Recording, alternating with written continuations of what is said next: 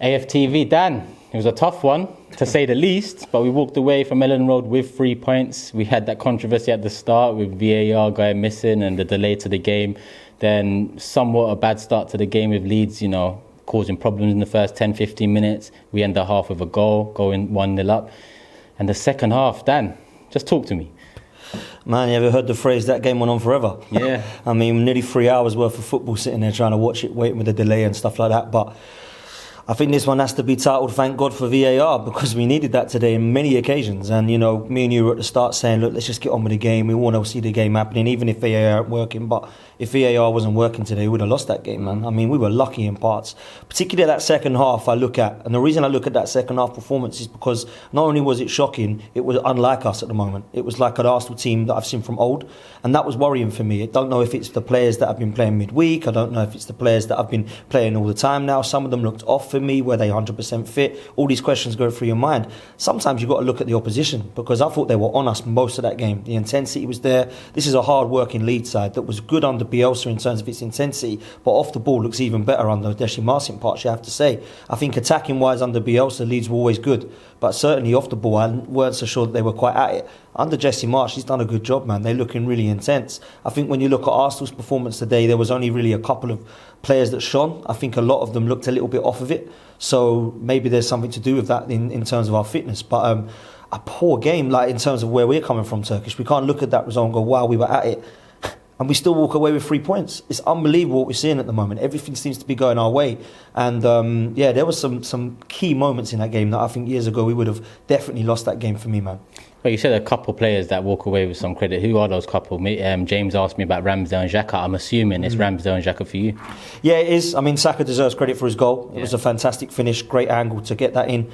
And in the first half, I thought him, Martinelli and Ødegaard showed little glimpses of good play. Other than that, man, it's Xhaka and Ramsdale. And more for me, Xhaka for his mental attitude in that game. I think mentality is a massive thing for games like that. And, we've questioned it over the years. Is he a leader? Mentally, is he quite there? I think today proves that he's come on leaps and bounds in terms of his ability on the ball, but mentality-wise, I thought today he was great. And I think that sometimes you need a player to get a hold of the ball, and he was the only one for me that could do that. Partey looked good in parts, give the ball away. Ødegaard, give the ball away. I think some of the subs that come on did that as well. Martinelli trying to do too much. Jesus not on it today.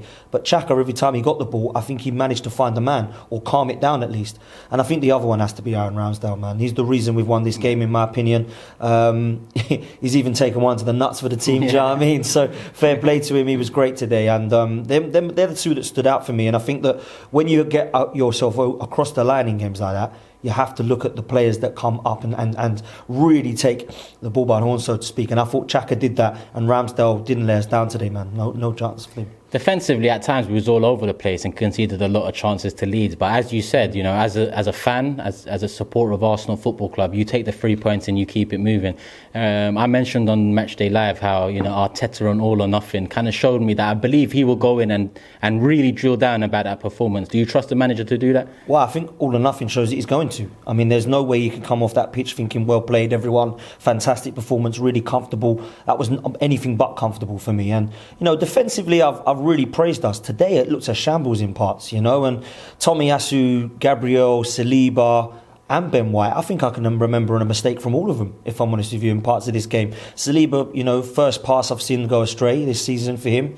Gabriel, he's got to cut this out of his game, Turkish. I mean, I know it wasn't a foul, it wasn't a penalty, it wasn't a red card. I don't care. The mentality to even think about trying to kick out when you've got cameras watching you, that you've had to delay a game because you know the cameras are going to be watching you, and he does something like that. I know it was a first foul straight away, and he's lucky, because for me, I love him defensively, but he has got some real bad mistakes in him. And this season in particular, we've had 10 games, and I can think of 5 mistakes. That's 1 every 2. That's not good enough. Yeah. You need to be cutting that out of your game. Otherwise, you're going to be given the names of the others over the years, the Mustafis and Scalaccis and Sigans and Stepanovs, that roll off the tongue because they've been so poor. I don't want to remember Gabriel and a player like that, because defensively I think he's good, and on the ball what he does is pretty much flawless when he's on the ball.